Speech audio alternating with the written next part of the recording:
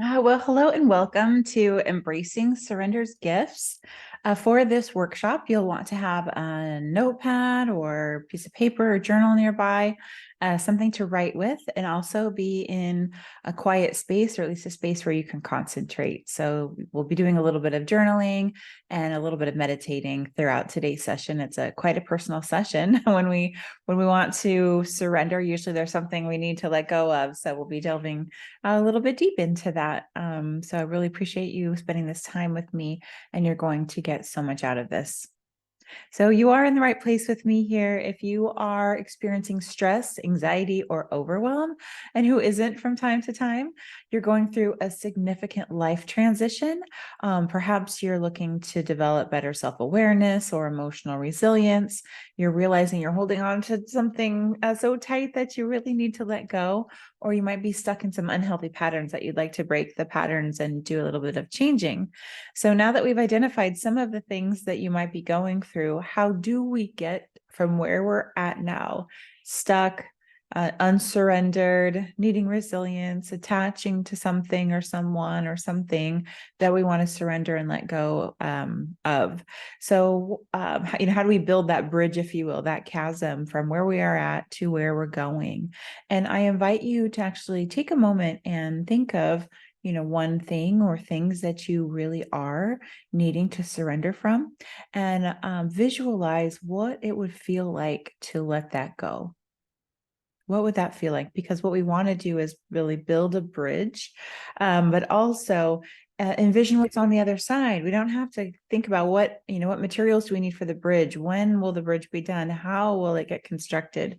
The very first step is to really have the intention that we want to change, and to start to visualize and feel what would that be like if we were free from some of those constraints and we had some of these new skills. Because what the beautiful thing about our imagination is our bodies can't really tell what we're imagining versus what is real. So when we start to imagine all these beautiful things happening in our life and this relief, our body can actually start to feel it as well. So that'd be one of the first tools I have to share with you today, which is visualization. All right, so a little bit about my surrender story. So, my husband and I have two children, and I'll say one of the toughest struggles of letting go and surrendering, and in doing so, which created some of the best gifts we'd ever experienced, was with one of our children. And our daughter is a suicide survivor. So here we were during COVID, and we had a situation where our youngest, we couldn't see her. She had to be taken to an inpatient facility out of town because there were no beds in our town for her to stay in. We couldn't visit her. We also were struck by, how are we going to keep her schoolwork up? How are we going to help her with her mental health? How are we going to fix the situation? How did we get to this situation? There was so much that was outside of our control that we needed to accept. And a couple of very beautiful gifts that came into our life at that time. One gift, we'll call her Maggie. So Maggie actually came in through the school system. She was assigned to Bella in a program called Home Hospital, where she was able to be our daughter's one teacher throughout the entire 5 months or so that this healing was taking place, this incredible healing. So we didn't have to worry about becoming teachers, learning all the subjects of high schooler, trying to wrangle how to homeschool. We really had the expertise of somebody who, and her compassion, and our daughter got one-on-one attention and had never really experienced anything quite like that academically before. It was very beautiful. And then another wonderful miracle came into our lives, and her name was Michelle, and she was with a anxiety treatment center. And so she spent the other half of the day with our daughter. So through these months, all these things that were outside of our control, we really had to surrender to the situation, to the health of our daughter. We had to surrender her academia, had to surrender how she was going to heal, and learn new tools to help her along the way. And all of that happened, and it didn't happen by us trying to manage every single thing. It happened by us being willing to let go. So that's one story. Another story is my own story of a struggle. So this picture here is where maybe you find yourself sometimes too kind of a prisoner in your own mind, and you can project yourself out into the world in a certain way, but inside there are things that you are dealing with. So that would be me for many instances in my life, and many roads to recovery. So I can share at the recording of this class and this workshop. I am 4 years sober from alcohol, 24 years abstinent from tobacco, many other unhealthy attachments and addictions that have been healed along the way. It's an ongoing struggle, but I needed to learn tools of how to cope, how to forgive, where some feelings of anger and other triggers and things that were causing me to act out and not be able to let go. So I'm going to share with you really a collection of tools and strategies that have helped me surrender to some of the biggest things I've overcome in my life. I also had an opportunity to become a certified health coach and certified life coach. And part of that training, I took this class called the Clarity Catalyst. And this is an 8-week journey around mindset, emotional resilience, purpose and vision, around relationships to time and stress, relationship to energy. So it's really a fantastic course. And I loved it so much because it gave me even more tools to get out of that prison, that I decided to become certified to teach this class, and several of the tools that I'll share with you today are also from this course. So moving us along then, the strategies for today's workshop to really help us embrace surrender's gifts: praying, mindfulness, and meditation. So although that's 3 things in one, we'll just kind of wrap that up into mindfulness. So we're going to offer you several tools around that. Also, the second part of our workshop will go into acceptance, gratitude, and self-compassion, and some tools and techniques there. And then I would say one of the most important things when we are feeling like we're holding on so tightly to things we can't let go when we keep reliving hurts, is letting go of expectations and letting go of attachments. So we'll talk a little bit about what those attachments, expectations can be, and some processes to overcome these. So this is our roadmap for where we're going to go in today's workshop.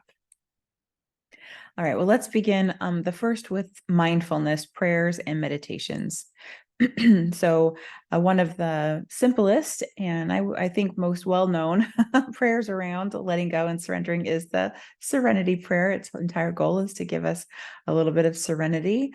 God, grant me the serenity to accept things I cannot change, courage to change the things I can, and wisdom to know the difference. And those of you that are golfers, my husband sometimes will replace golf as an example of something that's could be difficult and challenging in life, and a great metaphor. Golf, grant me the serenity to accept things I cannot change. So you're welcome to fill in where you see fit here, but this is a very simple prayer to memorize, one that you can't say enough. Many people say it multiple times a day, especially going through a particular trial. So that's one suggestion and a great tool. Okay, I mentioned being in recovery. One of the prayers that is often, I would say, required or suggested for somebody who is going through a 12-step recovery. There's many prayers, and one of them is a prayer when you're on the 3rd step of 12, and it's called the 3rd step prayer. So this is: God, I offer myself to thee, to build with me and to do with me as thou wilt. Relieve me of the bondage of self, that I may better do thy will. Take away my difficulties, that victory over them may bear witness to those I would help, of thy power, thy love, and thy way of life. May I do thy will always. So one important element here, one is complete surrender here, completely offering ourselves up to God, and to his care, not just offering up for the sake of offering, but offering ourselves to the care of God in the 3rd step. But also it's about service. So we are going to ask God to help us overcome our difficulties, so that it can be as an example and a testimony, and we can bear witness to other people so that they can also be helped. So this is a wonderful way to be of service, is to kind of help ourselves and then show somebody else how we were helped. All right.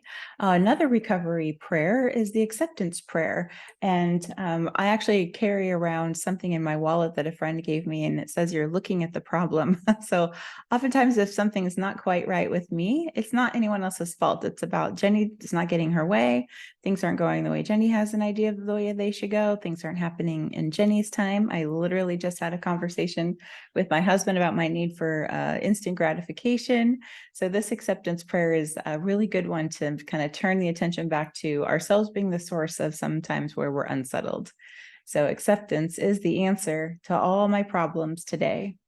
When I am disturbed, it's because I find some person, place, thing, or situation, some fact of my life unacceptable to me, and I can find no serenity until I accept that person, place, thing, or situation being exactly the way it is supposed to be at this moment. Nothing, absolutely nothing happens in God's world by mistake.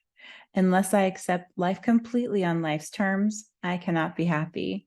I need to concentrate on what needs to be changed in me and in my attitudes. So we're going to talk about this metaphor in some of the sections coming up. But if you just imagine yourself having a big round hula hoop, you're sitting in the hula hoop, and what you are in control of is kind of in that sphere, your feelings, or I should use my words, my feelings, my thoughts, my behaviors, my actions, my willingness, and the things that are happening outside of my hula hoop would be other people's behaviors, other people's thoughts, their feelings, their behaviors, their words, their actions. So the acceptance prayer is a really good one to just remember, where there's a line in that hula hoop, for example, where we have control over things and we can decide to change what's happening in our hula hoop, and we are not in control. And it's a good idea to accept that other people have their own hula hoops that they're in charge of.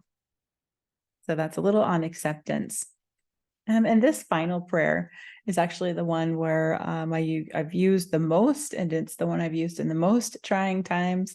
And it is the one I prayed over and over again when our daughter was having her crisis. And this is the Surrender Novena. So this is can be said over a number of days, 9 days in particular. And there's also a very beautiful YouTube video. It's 20 minutes long. So the novena is read and then sung. "Oh Jesus, I surrender myself to you. Take care of everything." And with each day, you say this 10 times. So the repetition is very helpful to get in the state of, I don't have to take care of everything. I don't have to fix everything. I don't have to have all the answers. I don't have to be in control of everything. I don't have to try to persuade other people to try and do things my way. I don't have to fix all of the things around me. All I have to do is surrender. And then I can ask Jesus to take care of absolutely everything in my life and in the world. And I find that to be very peaceful, because it can be overwhelming when we stack up the things that we would like to see different in the world, for sure. All right. So those are a few prayers. I would love for you to contact me if there's a particular prayer that you rely on for help. It would be I would love to have that added to my own toolkit. And thank you for allowing me to share the ones in my toolkit. All right. Our next section here around mindfulness, and this particular picture, this meme, has a lot of tools in it all at the same time. So I'll just go through them here with you one by one. So the first is mindfulness for anxiety. So breathing. One of the easiest ways to calm ourselves, to reduce anxiety, to bring us into a mindful state is deep breaths. And if you think about box breathing, which is really breathing 4 seconds in, holding for 4 seconds, and breathing 4 seconds out, and repeating that. That's a beautiful way, and a very simple way to remember how much to breathe, how long to breathe, just 4, 4, and 4. And we can do it together now. So breathe in, hold for 4 seconds, and out. Go ahead and repeat that again. Breathe in, hold, and out. you may find you didn't realize your shoulders were up around your ears. Very calming. It's nice to feel your feet on the ground. Just make a notice that your feet are really connected to the earth and very grounded during these breaths as well. All right, the next on the list here is a gratitude list. So anytime we are feeling out of sorts, if we remember to create a gratitude list, that is going to literally change our thinking and turn it from where maybe we're not getting what we want and we're anxious, we're unsettled, we are angry, whatever those emotions that we really don't want to be feeling, that can really turn around with gratitude. And sometimes what we're grateful for, all we can think of is being grateful for the fact that our house has windows, that we have socks, and maybe clean water. And honestly, not everyone has those things. So we can be grateful for our working conditions, our living conditions, be grateful for food in our refrigerator, grateful that we have children, grateful that we have friendships, grateful that we might be part of a family or community, grateful that we have books to read, libraries to access, and on and on and on. And so, if we even just use the gratitude prompt that I'm thankful for all of my needs being met, and try to list all the needs that we have that are met, let alone all the wants that we have that are always being met, that list can get quite long. So that is a great way to change our mindset. The next one is Calm Palm. So Calm Palm is a way to check in with our senses. So if you just take your palm and you take your index finger, and from the bottom of your thumb, just follow your fingertip, and it can tickle a little bit, but you're going to feel your finger on your other hand kind of brings you to your body, to the present moment. You can do this while breathing. You can have a little mantra like, I'm okay, I'm safe. If you're worried or stirred up about something, fretting about the future or choices, you can ask yourself, like, was what I'm worried about true? Is it something that it's false, that's in my imagination? So, but that calm palm just helps remind us to come to our body so we're not so stuck in our head. So that is one. And then another one that is around our senses is called the 5 senses check-in. So if you just take a step back and look at your surroundings and look around the room and notice any artwork, notice any window coverings, notice what color the floor coverings are, if there are any. Is there carpet? Is there wood? Is there dust? Is there a loved one laying on the floor nearby in the same room with you? Are there chairs? So visually, we're noticing and taking notice of the things around us and our surroundings. And then that's one sense, of course, is our eyes. Also, our sense of smell. So we can smell, kind of breathe in, and what am I smelling? Am I smelling fresh air? Am I smelling perfume? Am I smelling maybe the meal that I just cooked or somebody else is cooking? Am I smelling the rain? So we can use our sense of smell. So that's our eyes and our smell. We can use our sense of hearing. So close our eyes. What do we hear? Do we hear traffic? Do we hear anything humming like the heater or air conditioning? Do we hear anyone in the background? Do we hear any noise from outside? Do we hear any animals? And then also, what else? Our sense of taste. So what are we tasting? So you can just run your tongue over your teeth, and is it smooth? Is it not smooth? How does my breath taste? Is it fresh? Can I sense maybe the last thing I ate still? So that's just our all of our senses there. And then, when it comes again, the calm palm is one way for a physical check-in of our sense of touch, but we can also, squeeze our arms, maybe. We can squeeze our legs. We can also place our hand on our heart. You can see that on the screen here is a little bit lower down. That's a wonderful, wonderful self-compassion technique. I like to put 2 hands on my heart and just kind of give myself a calming, peaceful hug. So yes, 5 senses check-in. Next is be here now. So when we are in our heads and we are in the past, meaning we're thinking about the past, reliving past experiences, past hurts, ruminating on the past, regretting the past, or we're in the future. So we're thinking like playing chess in our head of our next moves, worrying and fretting about what's going to happen, worrying about other people, worrying what other people are going to do, worrying maybe things that we've had to, paperwork you've had to send off. Is somebody else processing our paperwork? Maybe at work, we've got other departments we're relying on to get things done, worrying if they're doing their part. So we can be in the future and we can also be in the past, and that's stealing our peace from now. So be here now is another kind of mantra during our box breathing that we could have as we breathe in and out. Be here now. Just really concentrate on all the things we're sensing here in the now for calmness.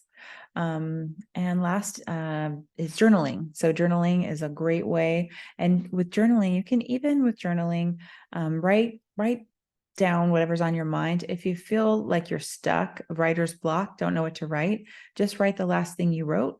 You can always start with the journal prompt. Maybe start with the question, how am I feeling today? And then answer your question. There are so many different journals, journal prompts. Just if you Google ChatGPT journal prompts, you'll be busy the rest of the day answering all of the suggestions that that came up. So it's a great way to get things out of our mind, and we will oftentimes things will come up that we weren't really thinking about, but they're in our subconscious, and that's a vehicle for some of those thoughts to flow as well. Okay, so I will make sure you have this meme, and you can use this. You put it on your phone, put it on your screensaver, print it out, put all of these tools in one nice square here. All right, great. So we're going to move next into acceptance, gratitude, and self-compassion. So I mentioned earlier our metaphor of having a hula hoop. So the circle on the screen here, these are all the things I can control. I can control when I'm thinking about kind of staying in my lane or staying in my hula hoop. I can control boundaries I set with other people. I can control how I let other people affect me. I can control when and if I forgive others. I can control where I give my time and my energy and my attention. I can control how I speak to and how I treat others. And I can control my response to other people's behaviors. Sometimes it does take us a moment to breathe or write to begin to think clearly. But those are the techniques that we are literally using to control our response, maybe to other people's behaviors. And then everything else on the outside of the circle on the screen are the things that are outside of our hula hoop. We cannot control how others feel. We cannot control how they behave. We cannot control how others react. We cannot control if others forgive us. We cannot control how other people choose to set their boundaries. We cannot control the future. We cannot control the past. So I mentioned be here now. That's where we're living. If we're living in the future or the past, those are out of our control. We can control the now. The beliefs and perceptions of others. We cannot control the attitude of others.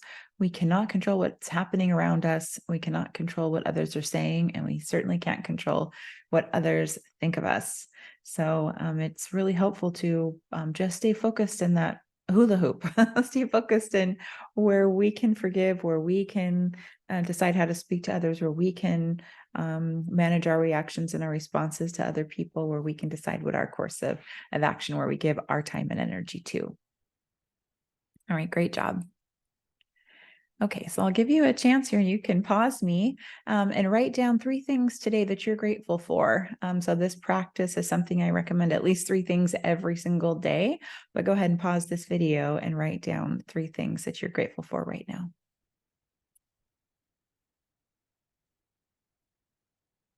All right, good job. Welcome back. So I hope that you did this. And if not, pause me again and write down 3 things you're grateful for. And try to remember to do it tomorrow. You may set yourself an alarm. When that alarm goes off, you can, I think on iPhones, you can label your alarms, just call it gratitude and bring to mind 3 things that you're grateful for. So no matter where you are at that moment, your alarm goes off. You could be in the past, you could be thinking about the future. You could be in the now, but remembering to write 3 things that you're grateful for is a really great practice to get into. Okay, so we're going to do a bit of a self-compassion exercise. So what I'd like you to do is call to mind a challenging situation.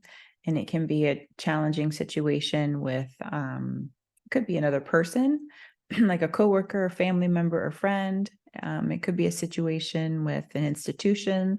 I don't know, courthouse, a government, a bank. It could be a situation with, something maybe just that's frustrating you. So go ahead and take a moment to write down what that situation is.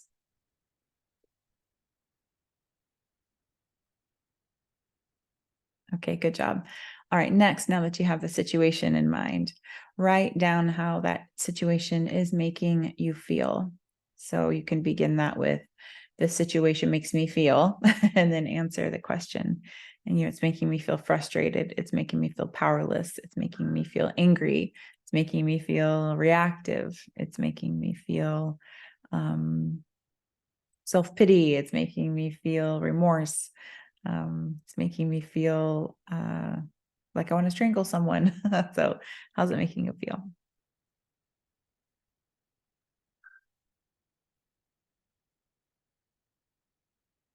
Okay, great.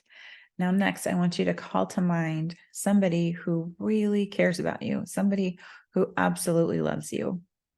And if they were here with you, and you're sharing this journal prompt with them and you're sharing this experience with them, what compassionate response might this person have for you? So I'd like you to imagine what somebody who really absolutely loves you would say. So you can start that with, the person who loves me is telling me, and then you can finish that sentence.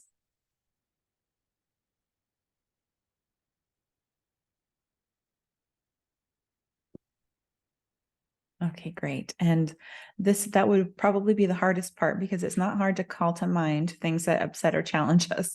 It is hard to call to mind how to talk to ourselves in a compassionate manner. So this is great practice. And what I would love for you to do here is now to close this journaling page or this exercise with a love note to yourself. I love you so much, and sign your own name or another kind and loving greeting to yourself. All right, good. So this kind of almost role playing in journaling, to write out situations, write out our rage, write out our frustration, write out our challenges, but call to mind loving and caring words. I mean, if we can't come up with them for ourselves, imagine somebody who we know really cares about us, and channel them, and then really experience that shower of love in our journaling. Okay, wonderful. All right, our last segment here is letting go of expectations and attachments. This is one of my favorite quotes. "The cave you fear to enter holds the treasure you seek," by Joseph Campbell. So oftentimes, if we are wanting the gifts of surrender and we are having a hard time letting go and having a hard time surrendering, there is something blocking us, or there's some obstacle into facing what the situation is.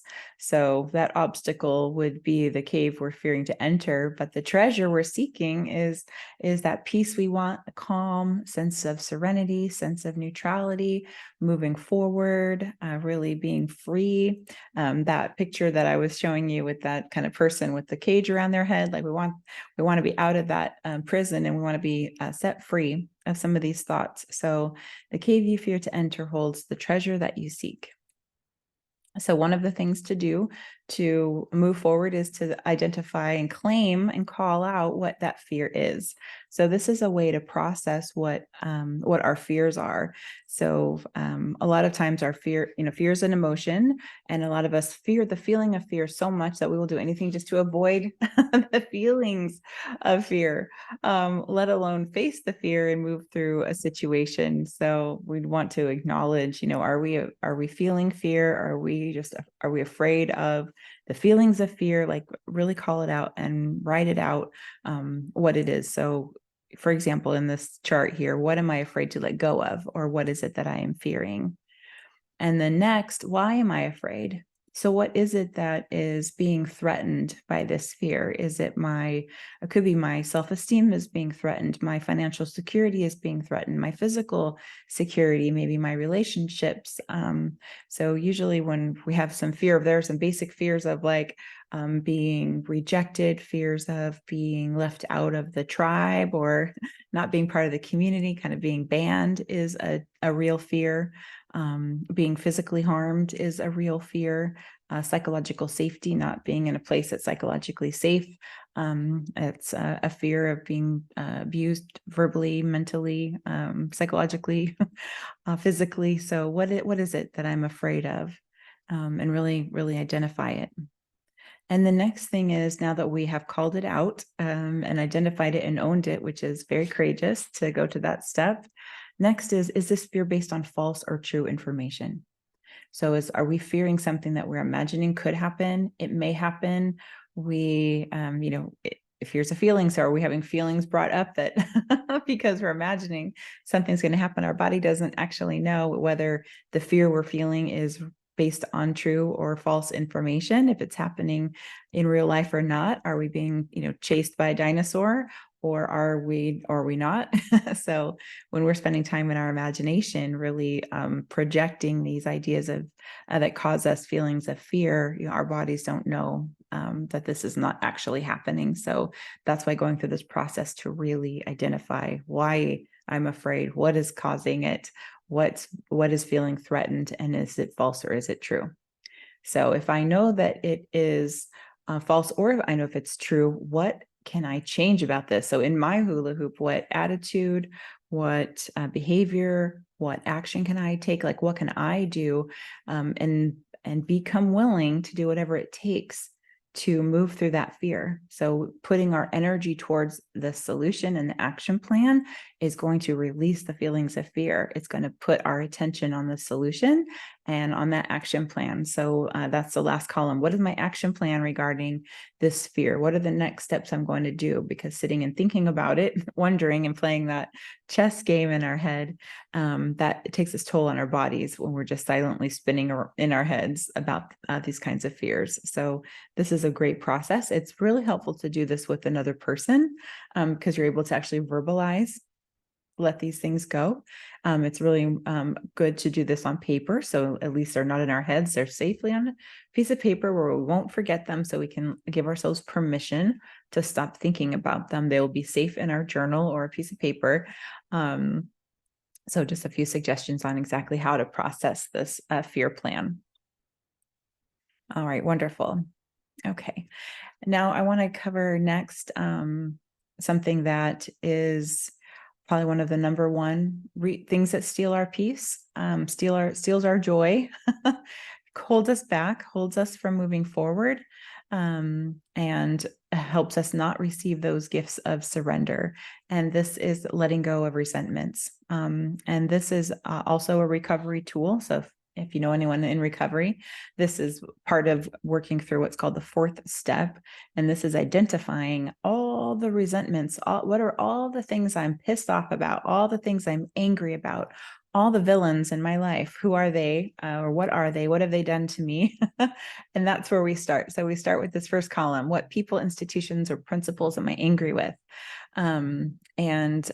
This is so important for recovery because oftentimes those feelings of anger and the things that are brought up when we keep reliving them over and over again can trigger us to act out in our addictions and our unhealthy attachments. So what people, institutions, and principles are we angry with? And we list those out.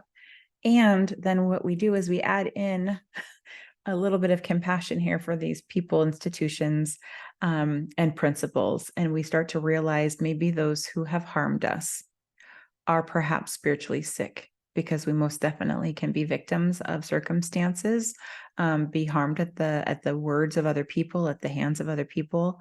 And so it is not that it's not that we were not justifiable in our anger, but if we don't process and release this, we will keep reliving that anger, and we won't be able to embrace the gifts of surrender. So the first column, who are all the villains, but realize that some of those villains may be spiritually sick. All right, the next column is why, like what's the cause of this? So actually depicting the situation, like somebody stole from me, so it made me so mad. Somebody talked about me at work. Somebody tried to steal my husband. So well, who are you mad at? Who's the villain, and what did that villain do? Is the why are you angry? And then again, we're going to add in the second column as we're going through this kind of mentally, just think about that maybe what the things these people were doing, these actions, these behaviors, that they're symptoms of somebody who was spiritually sick. And then the third column is what is affected. So on the fears inventory, it's very similar to the fears inventory. What makes me so mad about it? Like, what was the impact? So was it my self-esteem that was threatened? Was it my security? Was it my ambitions that were threatened? Was it my personal relationships or my sexual relationships that were affected? And again, we're going to add in a little bit of self-compassion and a compassion for our villain. And just try to remember that this is the way their sickness hurt us. So not only can we be, not quite right in our actions, other people's actions as well affect us. And when we process it this way and we add in just a little bit of compassion and try to remember that we've been hurt maybe by people who have been hurt. We've been hurt by people who have not had a chance to process or learn some of these tools yet. And we're doing this inventory for ourselves so that we can be free. And we are the only ones that we have the power to free. We can't free anyone outside of our hula hoop. So this brings us then to looking at our part in things. So we're going to take accountability. We're going to be ruthlessly honest with ourselves, and then also understand we've got the villain, we've got what they did, we've got how we were threatened and what happened. And then now, were we selfish? Were we dishonest in the situation? Were we self-seeking, or were we frightened? So this whole recipe, all of these are recipes for things gone wrong. So to kind of lay it out like this, and this is another process that's really helpful to be done with another person who has successfully gone through working these steps, and actually the process of forgiving and asking for forgiveness for some of these things on the list. Okay, wonderful. All right, so our last piece here before we close is around visualization. So in the very beginning, one of our images was that image of the big canyon with the bridge across it. So if we are feeling stuck, we are feeling resentful, we are feeling in a life transition, so we want to embrace surrender's gifts, but there's something holding us back. One beautiful suggestion that I had was to visualize all of these things that I was hurt by, all of the things I couldn't control, all of the things that I couldn't heal from, and to just imagine putting those into a big garbage can and then letting God take out the garbage, and then in replace of that, this being a wonderful metaphor for forgiveness. So then God helped me in the process of forgiving somebody else, putting all the garbage out, then in return would be that pot of gold. So I think about that pot of gold and that quote, the pot of gold being in that cave I used to fear to enter, which is to look at my part in things, to look at my fears, to look at that entire process of resentments, to journal, to be introspective at all. I didn't know myself really at all. So visualization is an amazing tool for us to just kind of visualize letting these feelings go. And actually we'll close out here with another letting go meditation. So I'm going to stop sharing my screen with you. And I invite you to close your eyes. And then I will read this meditation for you. So if you want to just settle into a really comfortable place, you're welcome to take a few deep breaths. Breathe in, hold it, breathe out. Once more, breathe in, hold it, let it out. Begin setting your intention here. You might say to yourself, I'm here to let go of what no longer serves me. I'm here to find peace and surrender. And so if you're comfortable, you can close your eyes. Bring your attention to your body.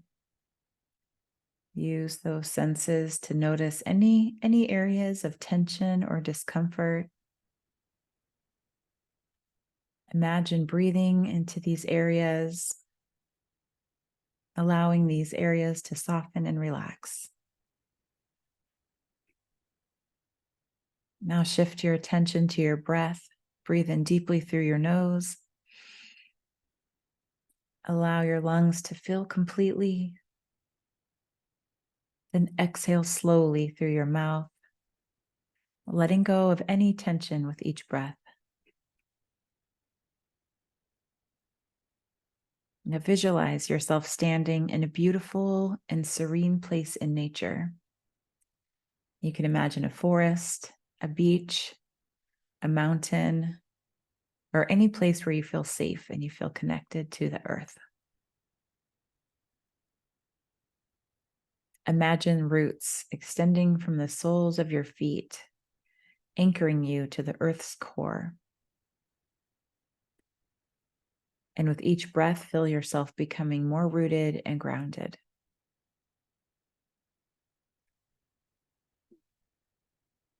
Visualize a small, lighted lantern in your hands. In this lantern represents the things you want to let go of, the attachments, worries, fears, or anything that's weighing you down. In your mind, identify what you're ready to release now.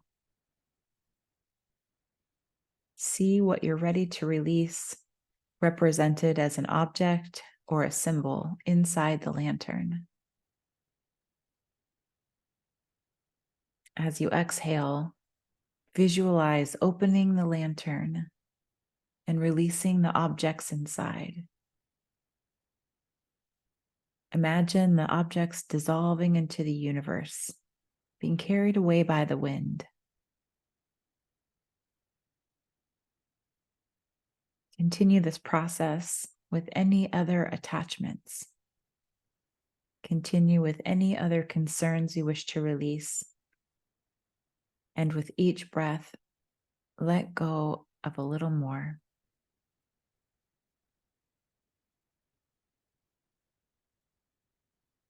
Now lift up that lantern. Release your hold on the lantern and let that lantern float up to the sky and be carried away by the wind. And as you release, feel a further sense of surrender. Trusting that you are taken care of, that you are guided on your path.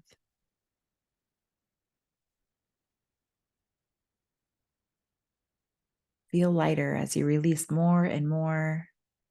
Notice how much lighter and freer you feel. Sense the peace and the space that emerge within you.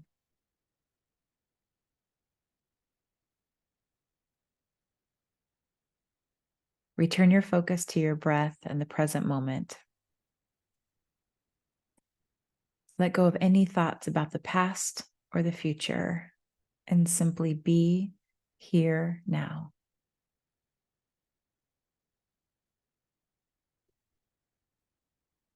When you're ready, slowly bring your awareness back to your physical body and the room around you.